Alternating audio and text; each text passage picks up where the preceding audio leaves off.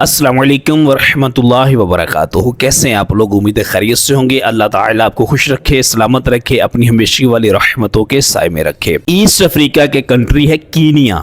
ये बेसिकली जो Indian coast line है इसके बिल्कुल ऊपर है। वहाँ से एक इंडियन भाई हैं, उन्होंने 2 क्वेश्चंस भेजे हैं। आइए पहले उनके क्वेश्चन सुनते हैं और इसके बाद इंशाअल्लाह ताला फिर इसको डिस्कस करते हैं। अस्सलाम वालेकुम रहमतुल्लाहि वबरकातुहू। मोहम्मद साहब कैसे हैं आप? खैरियत से? माशाल्लाह बहुत अच्छे वीडियोस रहते आपके, बहुत प्यारे वीडियोस रहते और इन्फॉर्मेटिव वीडियो रहती और तफसीलात पॉइंट टू पॉइंट बयान करते आप। अल्हम्दुलिल्लाह, जज़ाकल्लाहु खैर। और भाई मैं यहाँ से ईस्ट अफ्रीका से बात कर रहा हूँ। मैं जॉब के दौरान मैं अभी ईस्ट अफ्रीका में रहता हूँ और मैं बिलोंग करता हूँ इंडिया से। तो इंशाल्लाह नेक्स्ट मंथ मेरे फैमिली को उम्रा करवाने का इरादा है। मैं भी यहाँ से जाऊँगा उम्रा के लिए। तो मुझे 2 सवालात है मेरे पास जो आपसे मुझे सजेशन चाहिए। एक है सबसे पहले उम्रा के लिए, जो मेरे फैमिली में एक 58-59 ऐसे एज वाले अंकल आंटी है, तो आप कैसा सजेस्ट करेंगे? होटल अगर मैं बुक करूँगा तो फ्री शटल वाली बुक करना बेहतर है या तो वॉकेबल डिस्टेंस वाली करना बेहतर है? ये चीज़ के बारे में तफसीलात दीजिए। सेकंड थिंग इज़ दैट कि निकाह के लिए क्या शरायत है वहाँ पे? तो इंशाल्लाह मेरा इरादा है अगले महीना उम्र के साथ ही साथ निकाह करूँगा वहाँ पे।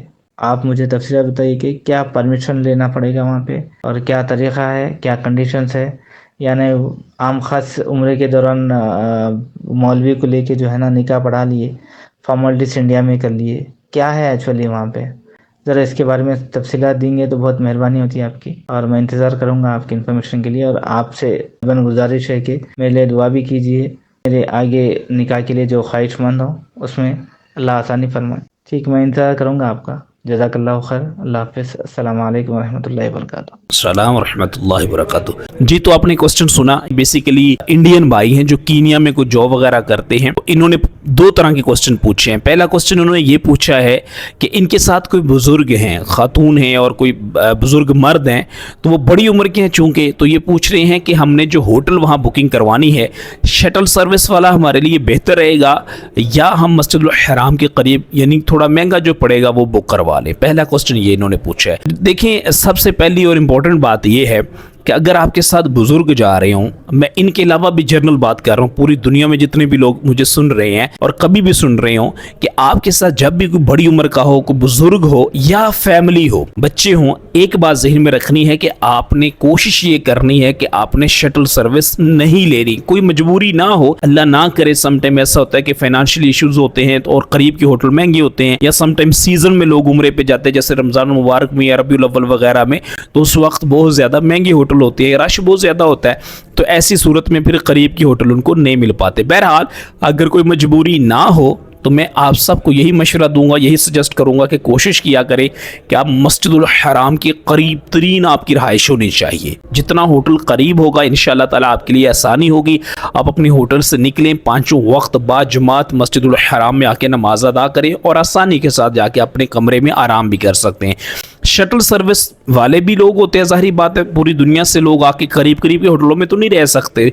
लाखों लोग हैं जो शटल सर्विस वाली करते हैं फैसिलिटी। उसमें बेसिकली ये होता है कि शटल सर्विस के होटल होते हैं दूर दूर, किसी का 1 किलोमीटर, किसी का 2, किसी का 3, किसी का 5 किलोमीटर। तो इतनी दूर से आना जाना बस में, और सम टाइम क्राउड बड़ा ज्यादा होता है, रश होता है, और मस्जिदुल हराम से दूर दूर तक वो रास्ते ब्लॉक कर देते हैं, बंद कर देते हैं, जिसकी वजह से बस वाले भी आपको दूर उतारते हैं। तो जाहिर बात है वहां से चल कि फिर मस्जिदुल हराम तक आना, फिर वापस जाना, फिर बसेस में बैठना, दूसरों का वेट करना, फिर बस होटल में लेके जाएगी।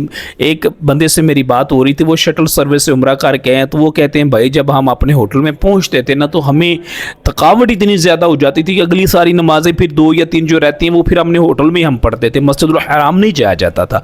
और ये हकीकत है। तो इसलिए जो भी लोग पूरी दुनिया से सुन रहे हैं, जब भी आपने उम्रे के लिए जाना है, आपकी फर्स्ट जो प्रायोरिटी या फर्स्ट आपकी ट्राई ये होनी चाहिए कि आपने मस्जिदुल हराम के करीब ही रहाइश लेनी है। ज़्यादा फ़र्क नहीं होता। ऐसा पाकिस्तान से मैं बात कर रहा हूँ तो यहाँ पे चंद हज़ार रुपीज़ का फ़र्क होता है। दैट्स मीन फर्ज करें अगर किसी का उम्रा का पैकेज 2,10,000 रुपये किसी का, ठीक है। तो अगर वो करीब लेगा तो 2,35,000 या 40,000 हो जाएगा। तो यही कोई 15-20 हज़ार रुपये का डिफरेंस अप्रोक्सीमेटली होता है, लेकिन आपको रहाइश करीब मिल जाती है। तो कोशिश ये करें जब भी जाए आपकी रहाइश करीब होनी चाहिए। तो ये कीनिया वाले जो भाई हैं इनका नाम अब्दुल्ला है।